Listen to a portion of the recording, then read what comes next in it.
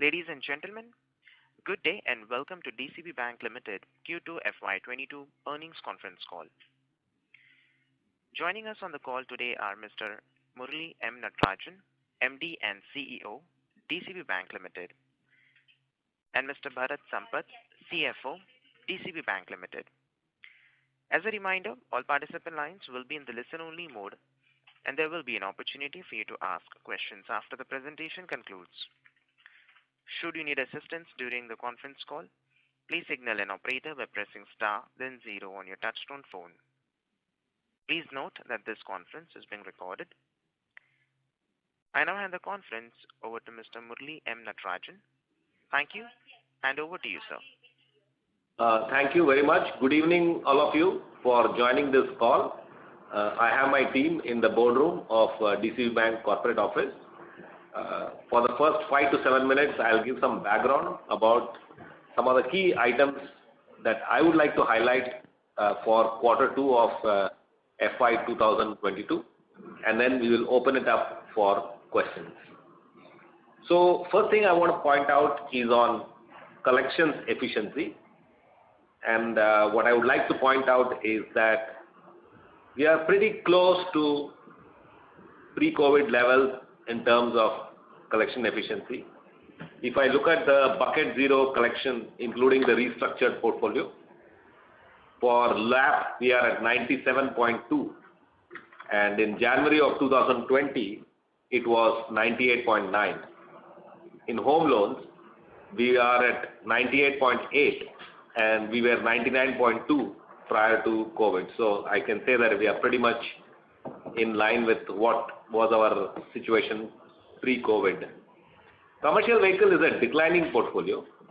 Since it's a declining portfolio, I don't expect our collection efficiency to be as good as the pre-COVID level.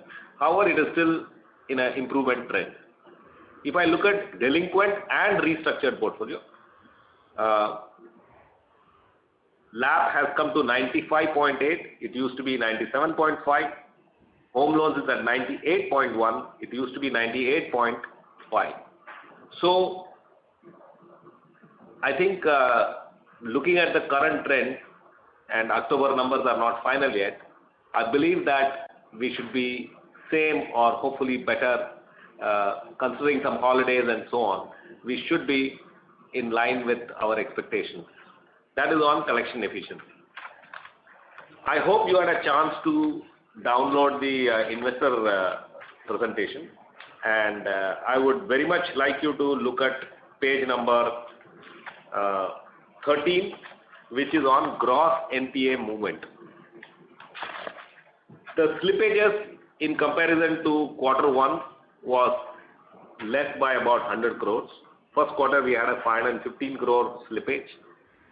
This quarter we had 414 crore of slippage. Majority of the slippage is in mortgage, CV, some in SME, and some amount in MFI loans. But that is not the important part here. The critical part here is our upgrade and recoveries is almost 396 crores. And out of that, very small amount is due to upgrade on restructure from NPAs. So we are talking about upgrade through cash and cash recoveries has been very strong in this quarter, and we believe that if the same trend continues, we should have a pretty decent improvement quarter on quarter as we go forward. And this kind of approach has resulted in actually reduction in our gross NPA percentage and net NPA percentage. We have not sold any portfolio to RFIL this quarter, and we have not done any meaningful write-off in this particular quarter. So that is point number 2. The next point I would like to mention is on the disbursement, new business disbursement. Please look at our press release and have a look at point number 9 on advances. The total disbursal this quarter was 3,837 crores. If I remember my numbers right, last year same quarter must have been 1,500 crores, and even first quarter this year has been similar levels. So we are making good progress, and I believe that if there is no major interruption or disruption due to COVID-19 third wave or something, we should continue to improve on our performance on new business disbursement. The next point I would like to mention is on costs. We are consciously increasing our frontline staff in both deposit and loans. We want to be ready for capturing the business momentum that we believe will steadily increase over time. And because of that, we are building headcount. If you compare our headcount is almost year on year up by almost 600-700 kind of headcount. And this is a conscious decision on our part, and we continue to do that. If I look at our CASA performance, it's been pretty good. We have kind of revamped the scorecards on the branches. We believe that we have done a very good job in terms of getting retail term deposits and making our portfolio of deposits very granular. Our top 20 deposits continues to be below 7%, and our reliance on bulk deposits continues to be improving, both on interbank and bulk deposits. We continue to reduce our reliance on that, and of course we don't have any CDs. So we are taking this opportunity to restack our resources at the branches to focus on CASA. We believe that this also will give us better results. All in all, compared to quarter one, we believe that the situation, and as well as put our efforts both in new business and collections recovery, is starting to yield results, and we hope to continue this momentum. With those comments, I would like to open up for questions. Thank you very much. We will now begin the question and answer session. Anyone who wishes to ask a question may press star and 1 on their touchtone telephone. If you wish to remove yourself from the question queue, you may press star and 2. Participants are requested to use handsets while asking a question. Ladies and gentlemen, we will wait for a moment while the question queue assembles. Reminder to the participants, anyone who wishes to ask a question may press star and 1 at this time.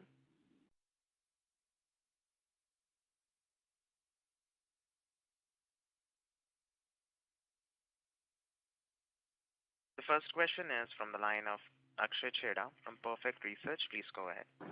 Yeah, very good evening, sir. I wanted to ask, a lot of NBFCs are entering into co-lending agreements with PSU banks and foreign banks for MSME and housing loans in priority sector. So will it pose any competition to DCB Bank? It won't pose any additional competition to DCB Bank. We have done very well on co-lending tie-ups. We had done a tie-up in the previous quarter, and that is starting to yield results. And that co-lending tie-up is on gold loans. We are exploring further opportunities in a tie-up with NBFCs on co-lending, and we hope that by end of the year we can at least sign up 1 or 2 more co-lending opportunities. So I don't see that as any additional problem for us. Okay, that was it, sir. Yeah, thanks. Thank you so much. Thank you. The next question is from the line of Mona Khetan from Dolat Capital. Please go ahead. Yeah, hi sir, good evening. Good evening. So my first question is on growth. So you've had a fairly good growth this quarter. So what is the expectation going ahead? Could we expect the same pace to continue? And what would be, say, a number for you, if any, for this fiscal? So we don't give yearly growth targets. The way we are building our frontline capacity in deposits and in loans, we believe that if there is no unforeseen situation or COVID-19 kind of third wave, we should be able to double our balance sheet between 3.5 years to 4 years. That's the kind of outlook we have. at the moment. And as far as we are concerned, we have two challenges. One challenge is the gross NPA that we have to deal with, and I think in second quarter we have done a pretty decent job of dealing with that. And if the growth numbers are starting to come back, especially in mortgages and home loans and gold loans. So we do believe that the way we are functioning now, we should have a decent chance of delivering double the balance sheet in between 3.5 to 4 years. Got it. And while you highlighted the strong recoveries this quarter, what we also understand is probably, the high slippages of last quarter, which were more, short-term in nature because of the lockdown, also partly contributed to a good recovery, and we've seen that across banks. So do you expect this sort of pace to continue, or you could say slow down, and this could be transitionary because of the impact of first quarter, the recovery? I think we have done far, far better than any bank result that I've seen so far. And that is because we are dealing with secured portfolio. We are dealing with mortgage and home loan portfolio largely. We are dealing with self-occupied portfolio. So current collection feedback trends indicate that we should be strong in recoveries and upgrades. I can't tell you whether it will be the same or different, because sometimes holidays can disrupt some recoveries. Sometimes some other factor can affect. But on a trend basis, it looks like to me that we are on a good track. Mm-hmm. Sure. And lastly, on the slippage front, last quarter we had seen a few slippages from the corporate book, and you'd highlighted that those were very short term and should be recovered. So anything on that? Yeah, unfortunately in corporate, usually we are not the only lender, there are other lenders, so therefore there is a lot of coordination that is required, and usually we are a very small lender in comparison to the other lenders. Having said that, one of the loans that went into slippage has already been recovered, and the balance we have taken the hit, so all settlement, NCLT, JLM, all got over, the new investor came, money has been deposited in the bank, and it is all over. From what it looks like, we should have some upgrade or recovery in another account this quarter. So the work is going on. Sometimes corporate account looks like we are going to close it just today, but it may just slip to another month or so on various factors. But the recovery on one or two accounts looks definitely positive. Sure. Thank you. I'll come back for any further. Yeah, thanks. Thank you. The next question is from the line of, before taking the next question, we would like to remind the participants to press star and 1 to ask the questions. The next question is from the line of Rohan Mandora from Equirus. Please go ahead. Good evening, sir. Thanks for the opportunity. Sir, if you could give some color on how is the business activity right now around restructure and overdue customers that we have?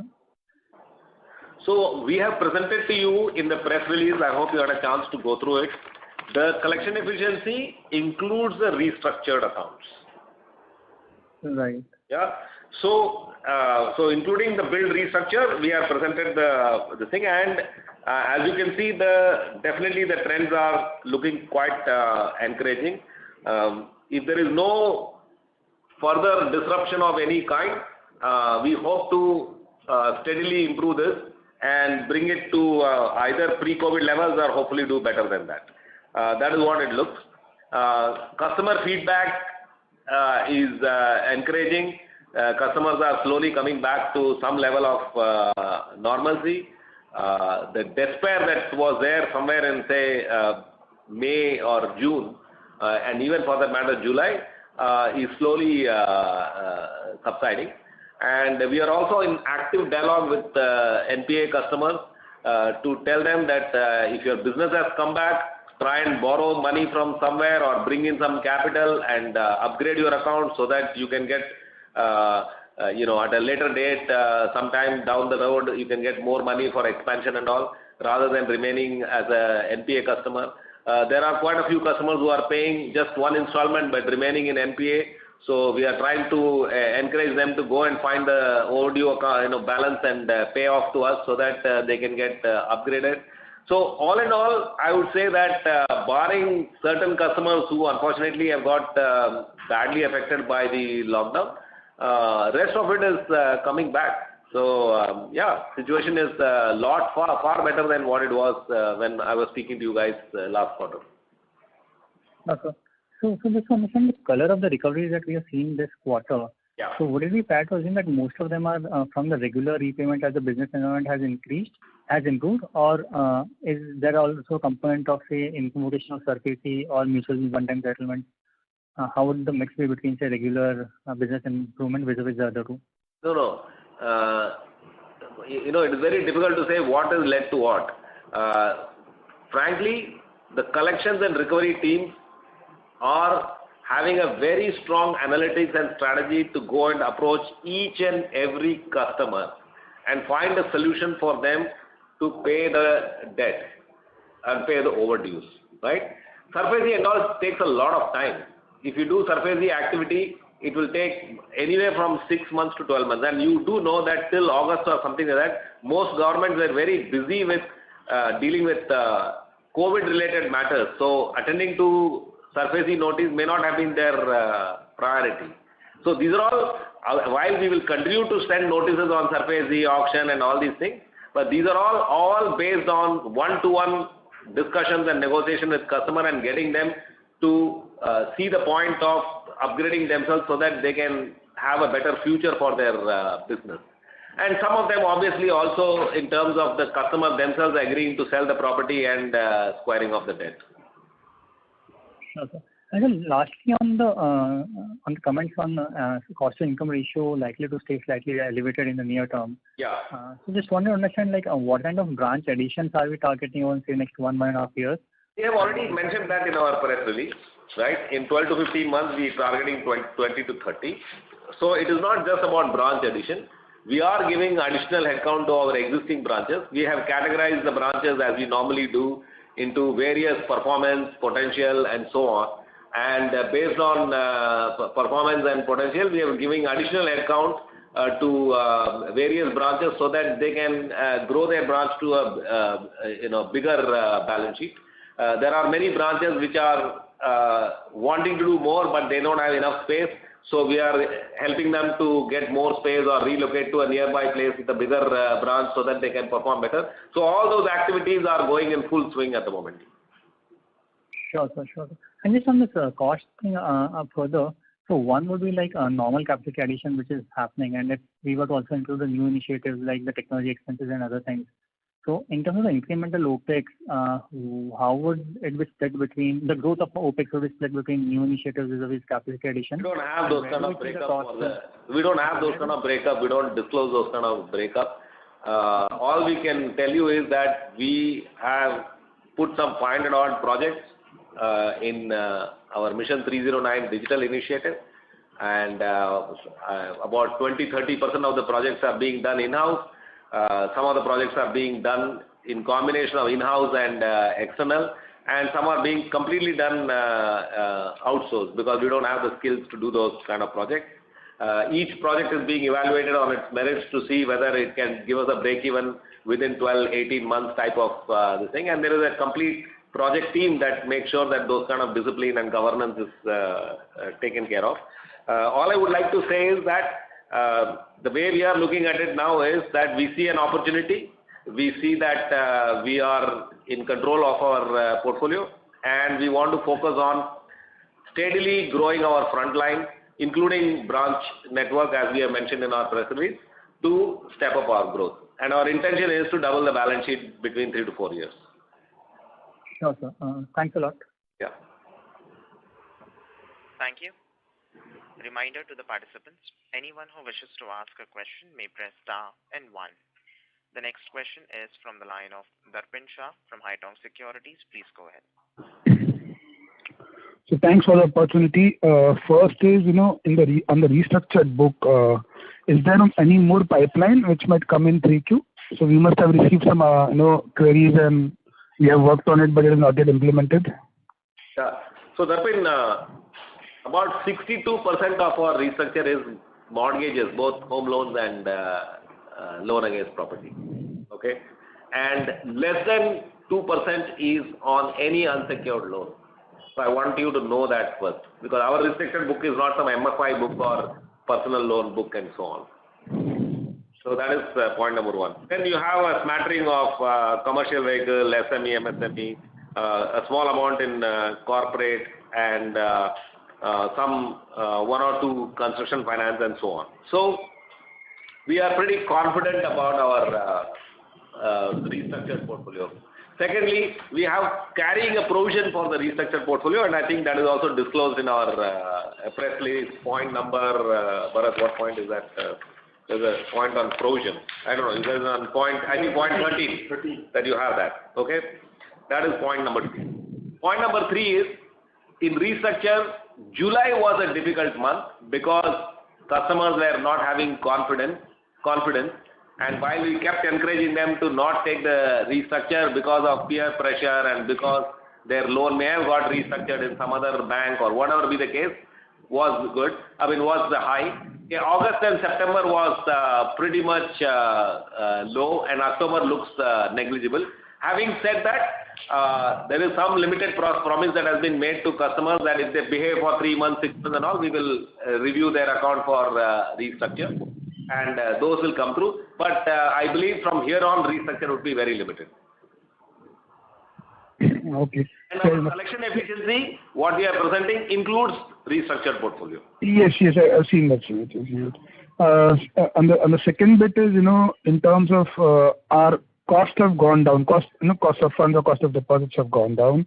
Our yields have improved on a sequential basis, but margin improvement is very, just mere 6 basis points. Yeah. So what explains this?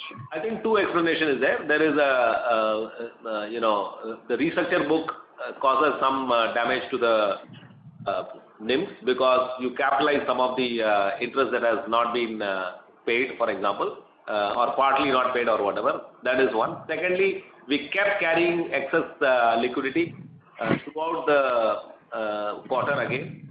Because we wanted to be very sure before reducing the excess liquidity. We hope to reduce the excess liquidity in the coming quarter, and we wanted to make sure that our granularization of deposit is firmly on firm footing before starting to kind of reduce our deposit rates and all. So that has also happened. So I do expect some improvement in NIMs going forward, as long as we don't have too much of slippage over and above our recoveries and upgrades. Okay. Thanks. And so just one last data keeping question. Can I get the breakup of provisions? P&L provisions? Okay. Yes, sir. Yeah. Towards NPA, 28 crores. Okay. Provision, 3 crores. Okay. Provision towards standard restructured assets, 69 crores. And net standard provision regular as well as additional provision is running at minus 13. That is utilization is up. Okay. So just to check one last thing, in press release, the provision breakup which you have given as on September, this 115 crores of floating provisions is part of GNP, is part of provisions where you calculate PCR? Net NPA, yes. It goes in net NPA, Yeah. so gets included in provision coverage ratio. I don't have the number here, but the pre-COVID NPAs what we have would be almost 97-98% provided at the moment. Okay. It's only the fresh slippages that we are catching up on the provision, and like I mentioned in the past, our loss given default in mortgages is like 23-25%, and we probably are already provided 45% or something like that in that. Okay, sounds good. So, sir, non-NPA related provisioning will be towards restructured assets of 265 crores, contingency provisions of 78 crores, and specific standard assets of 24 crores. Yes. Okay, fair enough. Okay, that's it from my end. Thank you very much. Thank you. The next question is from the line of Renish Harishbhai Bua from ICICI Securities. Please go ahead. Hi, sir. Good evening. Sir, two questions. One on our CV portfolio. So, sir, what is the ground feedback we are getting, because the recent fuel prices, whether the transporters are able to pass on the fuel price to end customers or no, sir? See, we are a small player in CV, but the feedback that we are getting from the ground is that at least the loads are improving. Okay, there is no doubt about that. And many of our customers are guys who are getting the contracts from some bigger guys, because our portfolio is of small transporters, like maybe 3, 4, 5 kind of trucks. So what we have seen even in the past is the big guys don't easily increase the rate. In fact, they try to squeeze some of these small guys. Having said that, whatever cash flows that we are seeing and whatever recoveries and collection efficiency are showing clearly shows that there is some pickup in demand as well as in terms of pricing, and that is the reason we are able to kind of recover these dues from the customers. Got it, sir. And sir, the next question is on the realization value of the mortgages. Of course, so last 1.5 years, we have not been able to sell those properties. But whenever we are approaching the courts or maybe whenever we are approaching the agency, what sort of market value we are getting as of now versus, let's say, pre-COVID levels? So what is that 1.5 year point you made, because I'm not clear about that? So let's say during this COVID time, since courts and everything was not working, we might not be able to sell those properties, and we might have not approached valuer as well to get the value of the property. No. That is not what I meant. So let me clarify. Courts were not giving repossession order. Okay. But where we are approaching the customer directly and see, customer doesn't necessarily, some of the customers wait for repossession order before they actually react. But most customers, as soon as they get legal notice, SARFAESI and all, they start to react because they don't want to lose that self-occupied property. Okay? So wherever we have seen, we encourage the customer to sell themselves. We have not seen any loss given default problem. What we lose in those cases is some accumulated interest, some part has to be given up, or some delinquency charges that we have charged them have to be given up, or some legal charges that we have charged them have to be partly given up or given up completely. Those kind of compromise we have to make on this. In smaller properties, unless we have made a mess of the valuation at the time of originating the loan, we have not seen any decline in value. Where we have seen, and our portfolio in this category is very limited, is where if the property price is 1.5, 2 crore, the demand also has been less.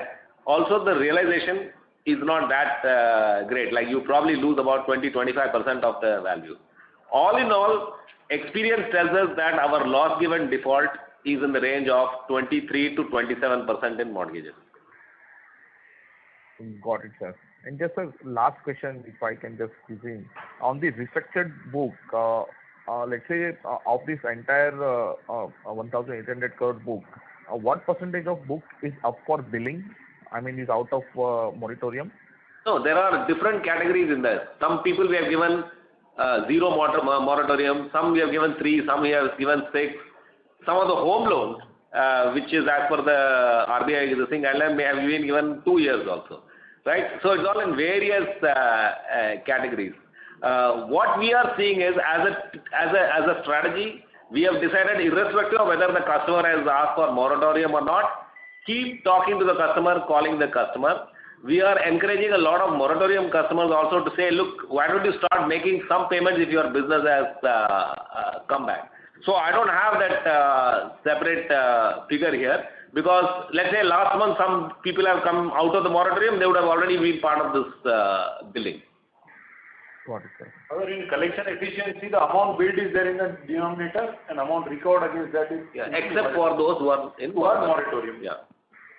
Yeah. Every month somebody is coming out of the moratorium, they come into the billing cycle. Billing side. Okay. Got it, sir. Yeah, that's it from my side, sir. Thank you. Thank you. The next question is from the line of Bunty Chawla from IDBI Capital. Please go ahead. Thank you, sir. Thank you for giving me the opportunity. It seems to be our collection and recovery efforts are doing very well, which is reflecting in the upgrades and the recovery. So from that point of view, if you can share some data points. First is how much of the total employee count or head count will be the collection team, and similarly, what proportion of the employee cost is related to our collection efforts, and what we in this quarter, there has been a slight increase in the total operating cost. So how much increase is due to this higher collection efforts we have put on? Yeah. So we don't, first of all, I want to say we don't use any collection agency at all. Everything that we do in our bank is in-house, including, some junior lawyers who are in our payroll to do all the work legal work that needs to be done. Okay. So we have a collection agency only for repossession of trucks because we can't do that. Other than that, everything is done by us in-house. When we repossess a property and we have to put a security guard outside that property, there we use agency because we don't have that kind of manpower or skill set. So everything we do is in-house. So since last year, I believe we would have added at least 150 people into collections. And that has been a conscious decision to do that for two reasons. One is the intensity required to talk to customers has definitely gone up for obvious reasons. And secondly, if you have to make sure that you have to really step up on the collections, then you need to have a lot more headcount and coverage. So therefore, we have increased our headcount. We don't disclose the number of headcount that we have on collection, but I think almost about 11 to 12% of our staff would be in collections. And this collection means telecalling collections, field collections, mid-bucket collection, all types of collections, including supervisory staff. So sir, total headcount you are saying out of that 11 to 12% will be into this collection. So similarly, I can take for the cost also? 10 to 12%. So similarly, in the cost not necessarily because collection staff, the telecalling staff and field staff and all are usually junior staff. So if you go by some average cost, you may not get the right number there. Okay.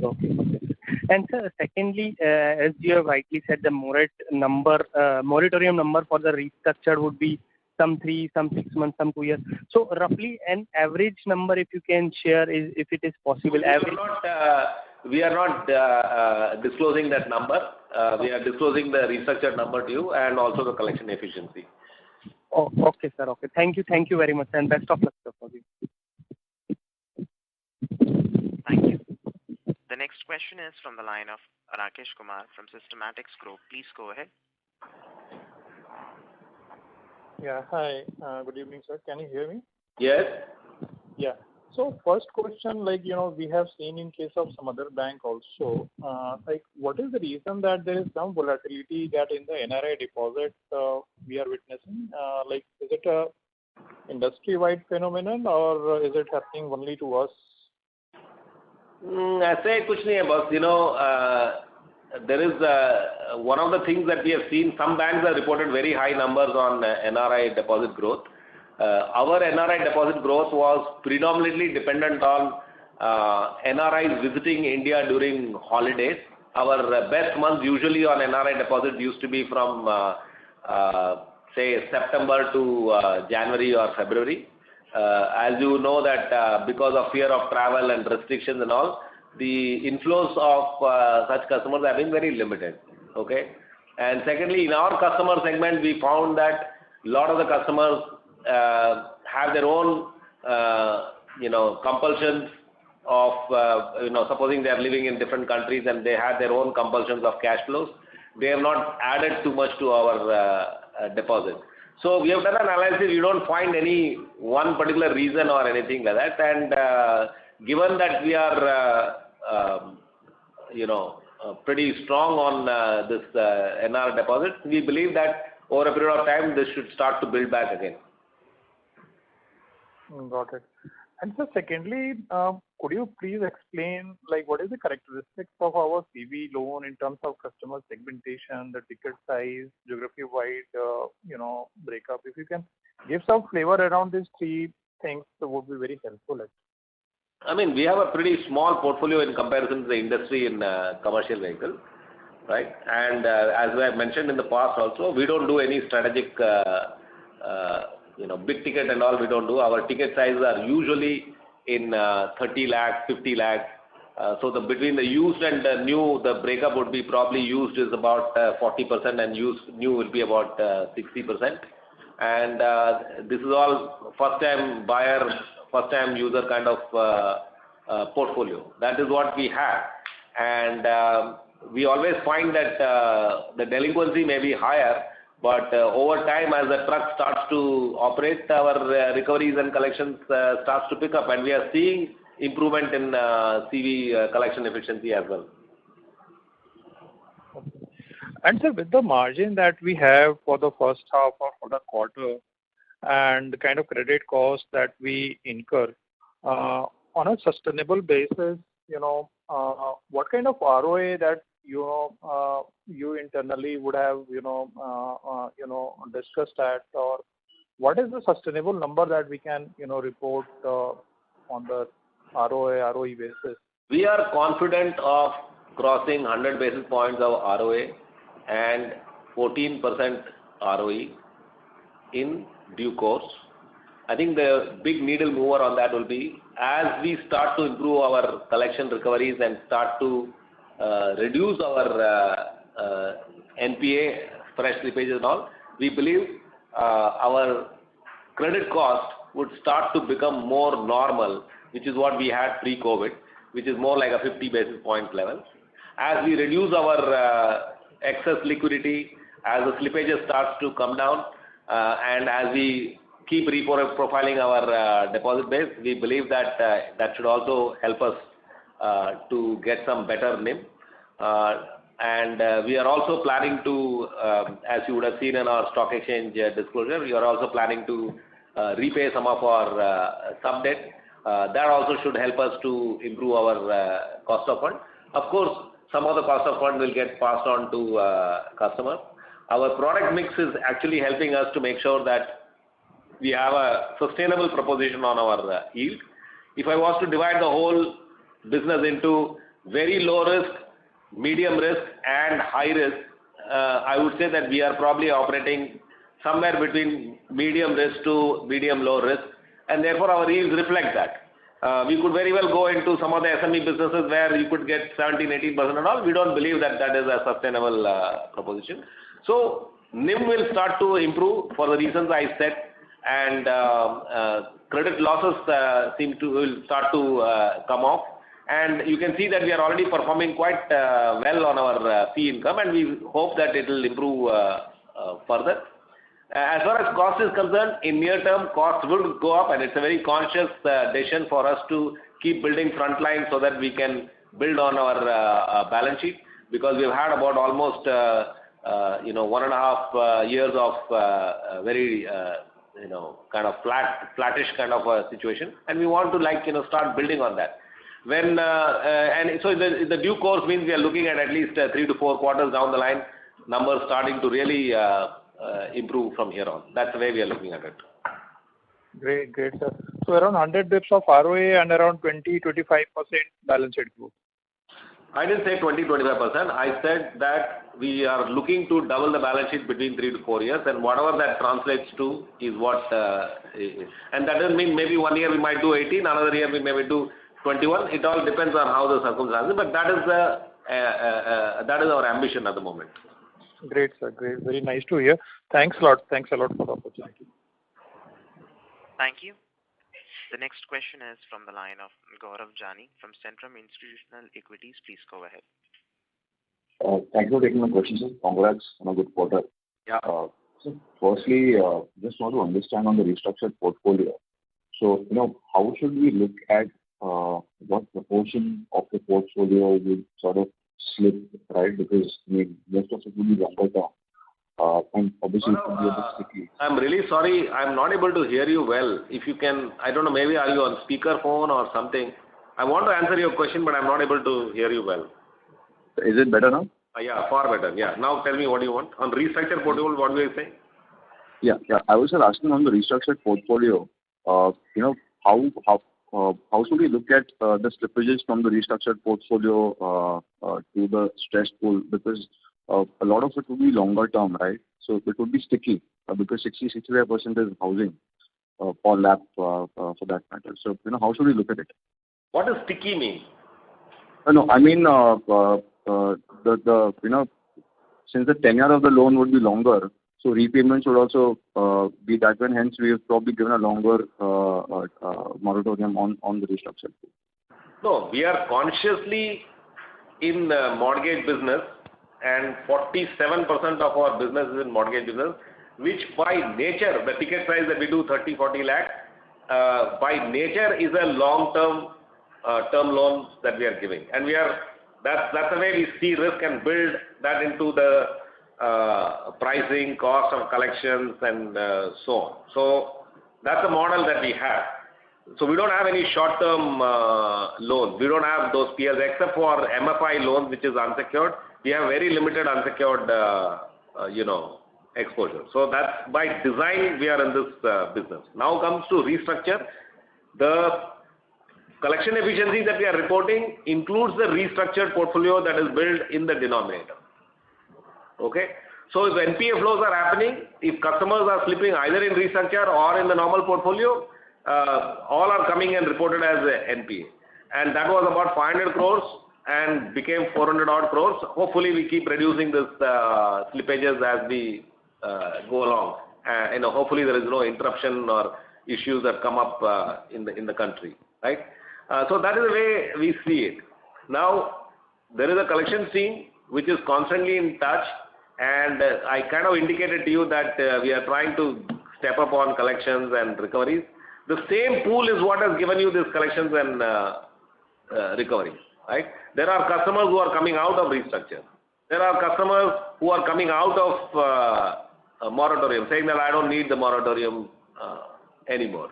There are customers who are able to upgrade from, delinquent situation to higher situation. So all kind of mix is happening at the moment. So plus ours is a secured portfolio. Even if it is a long-term portfolio, it's a secured portfolio. It's a mostly self-occupied portfolio. And that is what we have been saying in the call repeatedly. So that is the way I see our portfolio. I don't know what you are saying, but that's the way I see it. No, sir. Thanks for the reply, but I just was looking at, trying to get at that how soon could we sort of reduce our restructured portfolio. That is what I was sort of looking at. That's why I asked. I am not too worried about our restructured portfolio. If it was an unsecured restructured portfolio, I'll be very worried. Even like I mentioned, guys who are in moratorium, I think about 70-80% of them have already been touch base by our bank. Because see, if you give a moratorium, let's say in June, I'm just saying April or June. Now June situation is different, October situation is different. We are saying, look, if businesses have come back, why do you need to be in moratorium? Many of the customers are agreeing and saying, okay, give us time, we'll tell you what to do, etc. So I think if you had given an unsecured loan, which I've already told you, less than 2% of our restructure is an unsecured loan, it's a different, so therefore I have a lot more confidence in our restructured portfolio. And we have also provided, by the way, I've told you 265 crore of provision has already been made on this restructured portfolio. Sure. Got that, sir. Thanks. So lastly, on the slippages to the recoveries upgrades, so this quarter I think has been fantastic. We've almost recovered all of our slippages. So at least in the next 3-4 quarters, would this ratio hold or would this taper off a bit? See, the collection team doesn't feel like that. Okay. However, I want to see month-on-month performance, despite Diwali holidays, despite festival, despite Christmas, whatever be the thing. I want to see the performance before telling you whether. But at the moment, the momentum looks encouraging. That's all I can tell you. Okay. Thanks, sir. Fantastic. All the best. Season's greetings. Yeah, same to you. Thank you. The next question is from the line of Mahesh MB from Kotak Securities. Please go ahead. Good evening, sir, and Hi. congratulations on a good set of numbers. So just an extension to the previous question. If I heard it correctly from Bharat said that the provisions for restructured loans was 70 crores for this quarter, right? Yes. Okay. So essentially, would you say that this quarter the provisions for bad loans was, let's say, the provisions for NPLs was close to negligible? Because we would have had some reversals on 400 crores and we would have made some provision on the slippages. Correct. The aging provision will continue to happen, no? So let us say we have an NPA already of stock of say 1,000 odd crores. As they age, that aging provision keeps coming up. Perfect. So just trying to understand if next quarter you do not have restructured loan provisions of the same level as what you're seeing today, that means the second half credit cost should be meaningfully lower now? We are keeping our fingers crossed and we are hoping that we do a far better job on the credit cost in the second quarter than first quarter. Perfect. And also this ECLGS, while the sanctions have come through, disbursements have not moved much QOQ. We are very stingy on this. And frankly, I mean, I've been telling you this many times also. Customers who have taken a 12-year LAP, if you go and give him a 4-year, ECLGS, he's saying that, I mean, why? Why don't you give me a 12-year? Why don't you just give me a top-up because I'm not a delinquent customer? Why don't you give me a top-up on this? And top-up is allowed. I mean, not that we have done it because he has to show business performance for top-up. So second thing is that I don't want to give ECLGS to fix our NPA issues and all. I mean, that's not the way we want to operate, right? Perfect. So therefore, it is where they are. I mean, and when you look at a RM, you tell the RM that why don't you disburse ECLGS, and the guy is thinking that I would rather find a new customer and make my business volume than go after ECLGS. You see, to administer it, you need people to do the documentation and so on. And the frontline is thinking that why don't I just do a new loan of mortgage or home loan or something rather than do ECLGS. So all these are a mix of things that is happening in this. So I'm not very worried about it. I think we are okay on that. So now, in the sense, the customer has been sanctioned, but he's still not utilizing it. He's been sanctioned. Why does that? The department itself has sent him an SMS saying that your loan has been sanctioned. We have followed up with him. He's not interested anymore. Okay. Perfect. So overall, you say that, look, if you look at this quarter's performance, it's been good on growth. Margins have held up. Asset quality seems to be showing improvement. There are no major, headwinds that is sitting in front of you except for any unexpected event hitting us as a sector as well. Is that a fair way to look at this quarter? I think it's a fair way to look at it. I think it's also fair to say that, how difficult the first quarter looked. Whatever has come out on second quarter, I'll take it. Perfect, sir. Thanks a lot. Thank you. The next question is from the line of Jay Mundra from B&K Securities. Please go ahead.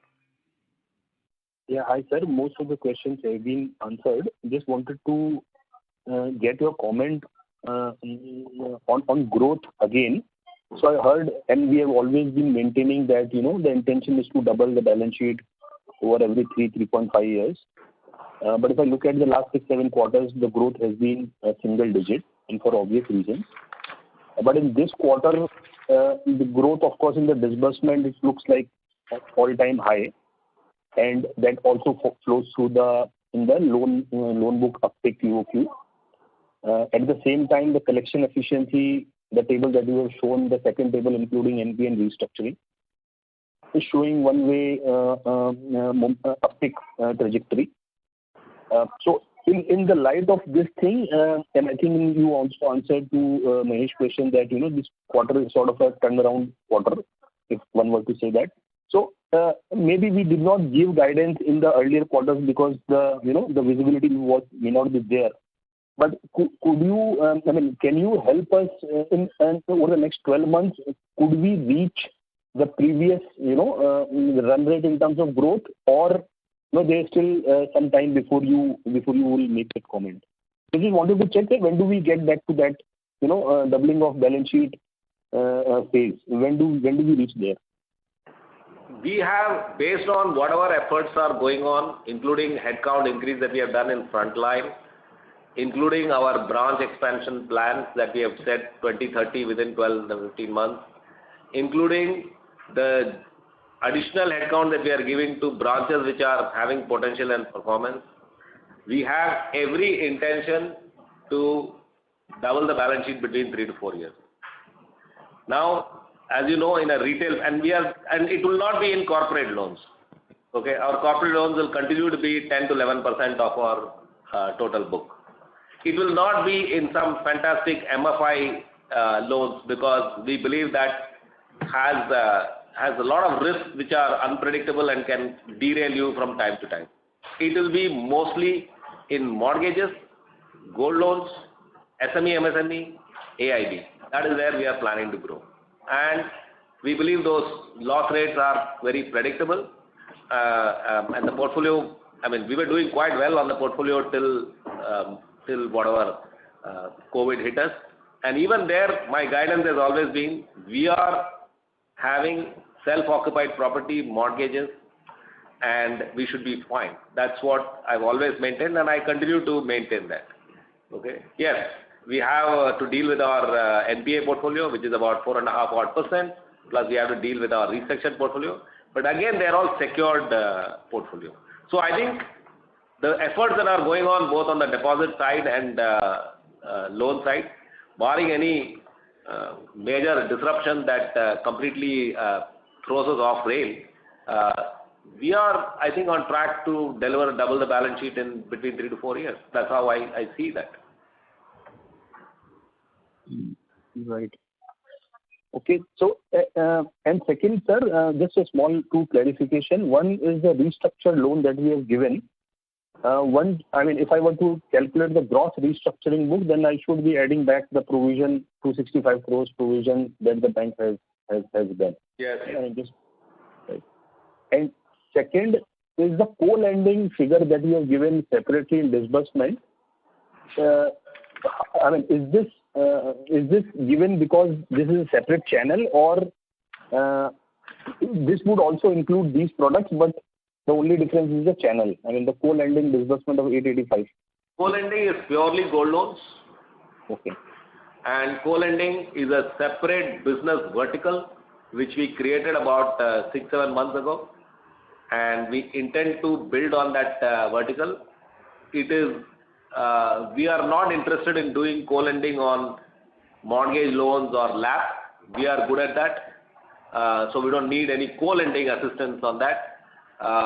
Even in gold loans, the co-lending is being done to a segment that we are not focused on. So again, we are very careful what we want to do. The segment that they are focused on, that the NBFC is focused on, is not the segment that we are focused on. That's the reason our pricing is acceptable to us. And you know that gold loan does not attract capital. That's the other advantage of that, right? We have also done TREG. In order to drain our excess liquidity, we are actively participating in TREG, which is also PSL, and which is a short-term 3 months, 120 days kind of lending. So these are all the new things that we are doing, and seeing how we can support our basic growth in mortgages and AIB. Thank you. The current participant has left the question queue. We'll take the next question from the line of Darshan Deora from Invest Capital. Please go ahead. Thanks for the opportunity. It's great to see the uptick in the CASA numbers. Just wanted to get some thoughts on where you see the CASA going over the next 12 to 15 months. See, we've done a pretty decent job in the last 3 years, starting from 2018, on retail term deposits. The reason we did that was, I didn't know that PMC is going to happen. We didn't know that Yes Bank kind of problem could happen. We didn't know that COVID could happen. But we didn't want to continue where our dependence on interbank and bulk deposit is at a level which is like 17-18%. So we changed the entire scorecard and focused on retail term deposits. I thought we did a pretty good job. Now our top 20 deposit is below 7%. and we hope to bring it down to industry best like Federal Bank or ICICI, which is more like a 5% kind of thing over a period of next 1.5 to 2 years. That's our intention. Now that we have done that, we have recently restacked our scorecard of the front line, which is the branches, to focus on pure retail CASA, which means not institution CASA, only retail CASA, which means natural person CASA. That is what we want to focus on.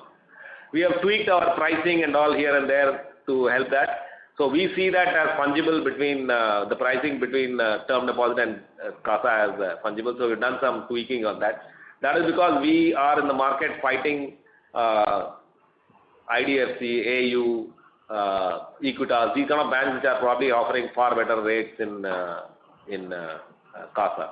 But having said that, we hope to continue to maintain a pretty decent growth in CASA. I think our year-on-year growth has been about 20-odd%, 25%.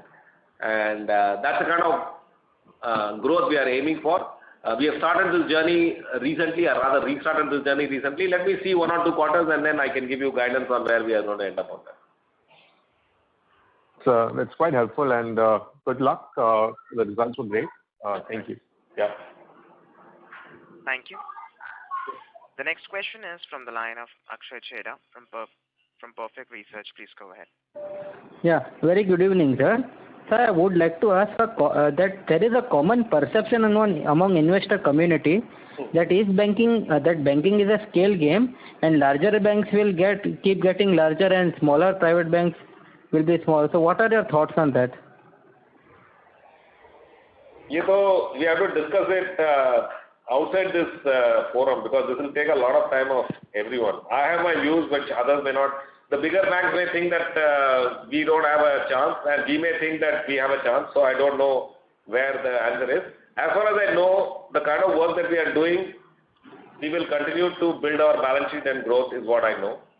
Separately, when I meet you personally, we can exchange views on this. Yes, sir. Sir, and another question would be, sir, can you throw some light on the threats from technologically advanced banks like, Paytm versus the traditional banks? I think technology is pretty common to everyone. Of course, Paytm has established a completely huge market for itself. There is no, we have to give it full credit for what they have done in the last 5-7 years, right? But having said that, I don't see any bank technologically backward. And as you can see, we also have put together almost 500 projects which we are working on, which we believe will be very, very beneficial to the frontline and customers. And of course, we have to continue to work on it. It's not something that we can do and then forget about it. We have to continue to be focused on this aspect. Okay. That was helpful, sir. Thank you so much. Thank you. The next question is from the line of Rohan Mandora from Equirus. Please go ahead. Yeah, Rohan. Yeah, sir, thanks for the opportunity again. Just one thing on co-lending. If you could just share what is the arrangement on that front, and what kind of an ROA differential we may see vis-a-vis a normal business in that co-lending? We are very clear that we want to be in co-lending in a business or product that we are not ourselves doing, or we will have a lot of cost in building that particular capability. Okay? The model that we have chosen for co-lending is gold loans. Gold loan is very short term, anywhere from 3 to 6 months. And the pricing depends on what kind of ticket size they are giving. At the moment, they are giving us ticket size that we are not focused on. Our average ticket size is somewhere like 1.5 to 2 lakh rupees. Their ticket size is more like 50,000 kind of ticket size. Gold loan does not have any capital charge. So therefore, and there is no cost. In co-lending, we don't have any cost except some few people in head office who have to take care of reconciliation, who have to take care of technology, who have to take care of the payments that are coming in, make sure that they're all accounted well, and the relationship management. Costs are negligible on the entire initiative.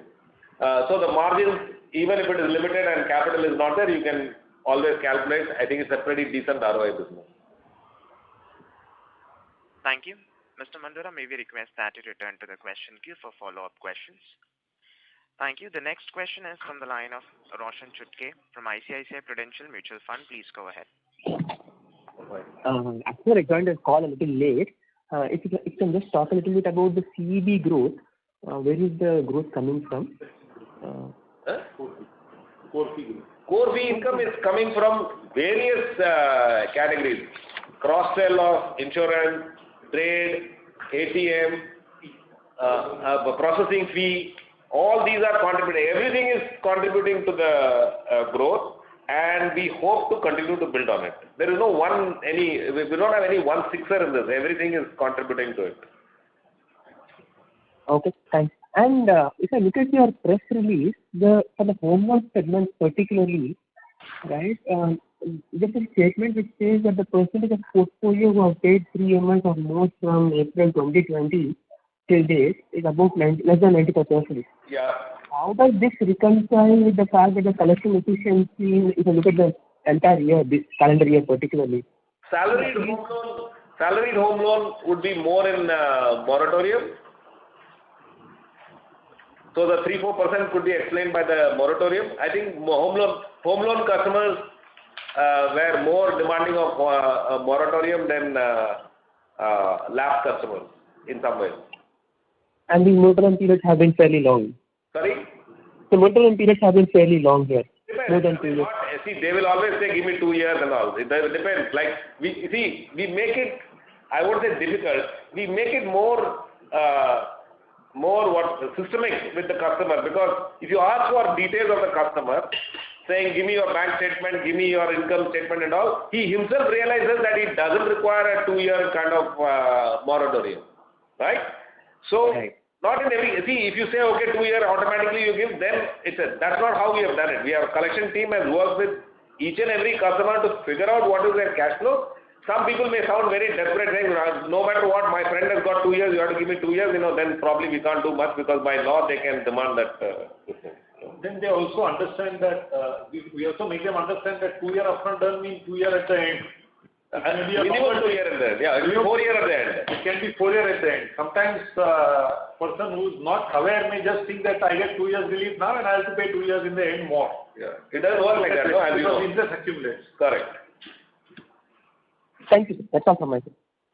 So, operator, I think I'll take the last 2 questions now. Sure. The next question is from the line of Sohail Halai from Antique Stock Broking. Please go ahead. Good evening, sir. Thanks for the opportunity. Sir, first, just on the entire macro thing, in terms of we look at it, the system has had excess liquidity. The entire lending pie is not growing much. So perhaps the yields would be under pressure.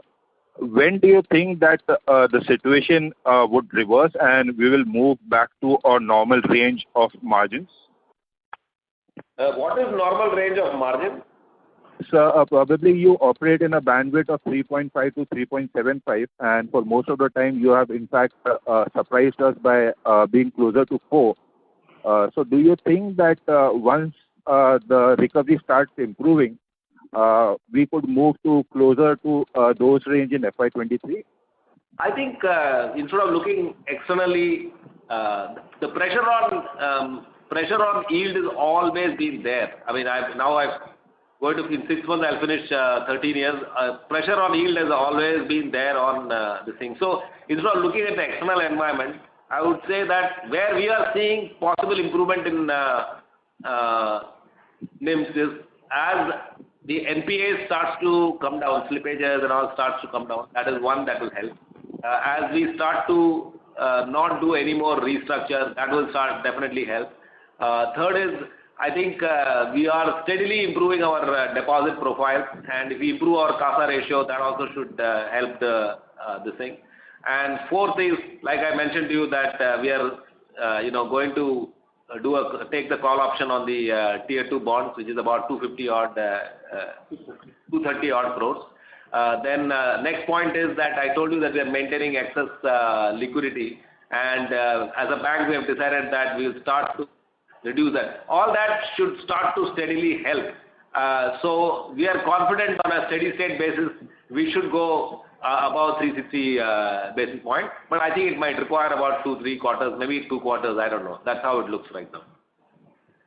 Sure, sir. And sir, in terms of asset quality, just one thing. In terms of, we saw an upgrade of 300 crores this quarter.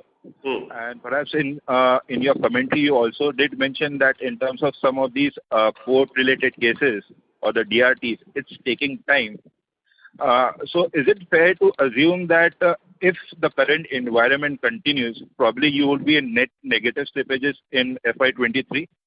How do you read into basically in terms of the trend going forward? No, listen. I am confident of our collections effort and the momentum that we are seeing.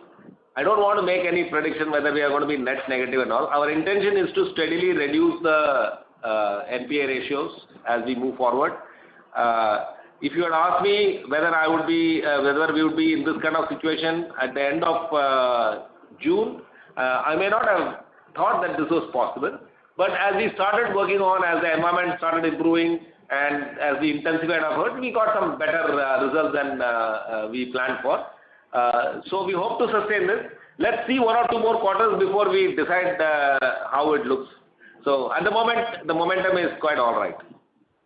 And sir, any color on the current quarter of upgrades, like how granular it was and what led to these upgrades? Everything in our bank is granular. We don't have any, we don't have any corporate 100 crores upgrade, and we don't have those kind of things. Okay. Yes. Even if a corporate upgrade will be like 5-6 crores. So I mean, it's very granular. So everything is granular. This quarter also it looks granular only. But anything due to restructuring that got upgraded during the quarter? Means what? That you would have implemented the restructuring and it got upgraded during the quarter, or it is entirely outside minimal. The restructuring? It is minimal. See, we don't encourage that. It is minimal. See, we encourage the customer to pay us something for us to do something, right? Unless the customer really becomes very stubborn and not want to cooperate, that's a different matter. Okay, so that is minimal. Most of the upgrades and recoveries that have happened is cash upgrades. Okay. Thanks a lot, sir, and best of luck. Thanks. So last question, operator. Sure, sir. The next question is from the line of Amit Premchandani from UTI Mutual Fund. Please go ahead. Thank you, sir, for the opportunity. I just had a question on the slippage number. Although the overall trends of asset quality have improved significantly, but if you look at the gross slippage trend, it is still at significantly elevated levels.